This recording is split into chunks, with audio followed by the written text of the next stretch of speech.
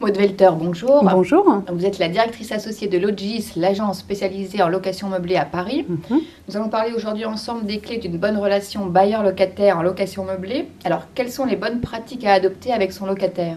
Alors, le premier point essentiel, c'est de fournir à son locataire un logement en très bon état et bien équipé. Un décret est venu définir la liste des éléments d'équipement et de mobilier qu'on devait trouver dans un logement pour que la qualification de meublé soit retenue. Mais bien souvent, ça ne va pas être suffisant pour répondre aux attentes du locataire. Aujourd'hui, en meublé, il y a des prérequis. Le lave-linge, la machine à laver la vaisselle, la connexion Internet, ce sont des éléments indispensables. L'autre point important dans la relation entre le bailleur et le locataire, c'est d'avoir une communication en bonne intelligence. Ne pas hésiter à lui téléphoner, à lui envoyer un mail. Et ça passe également par une gestion très rigoureuse. Donc quand je parle de gestion rigoureuse, c'est vraiment adresser les appels de loyer quelques jours avant l'échéance, le relancer éventuellement quelques jours après et toujours lui adresser les quittances en temps et en heure. Tout ça, ça va permettre d'avoir une bonne relation avec son locataire. Le niveau d'exigence du locataire d'un appartement meublé est-il plus élevé que dans le cas d'une location vide?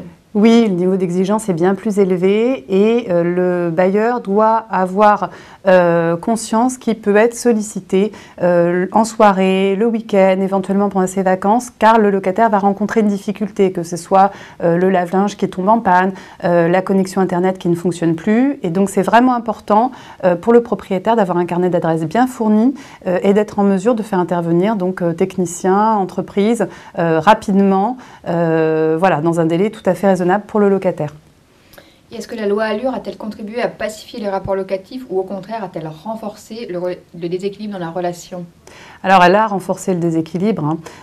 Du point de vue du propriétaire, il y a vraiment un sentiment d'injustice. Ils ont vu leurs obligations augmenter et leurs droits diminuer. Il y a un exemple qui est tout à fait parlant.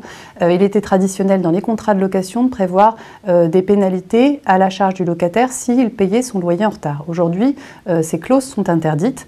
Par contre, si le propriétaire tarde à restituer le dépôt de garantie, la loi prévoit une pénalité à sa charge. Donc on le voit, deux poids, deux mesures.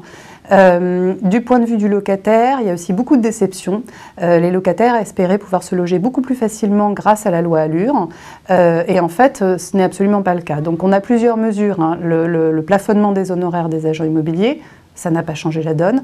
L'encadrement des loyers, à Paris, ça n'a pas changé la donne non plus, pour la simple et bonne raison qu'il est possible de prévoir un complément de loyer, et la loi Allure l'a prévu, pour tenir compte de la qualité des équipements et du mobilier fournis avec l'appartement. Or, bien souvent, les appartements meublés disposent d'un équipement de très haute qualité et donc ça permet aux propriétaires d'instaurer un complément de loyer. Donc finalement, beaucoup de déception de la part des locataires puisque le véritable problème que l'on rencontre à Paris, c'est la pénurie de logements et la loi Allure n'a pas permis d'avoir plus de logements à disposition des locataires. Maud Welter, merci beaucoup. Je vous en prie.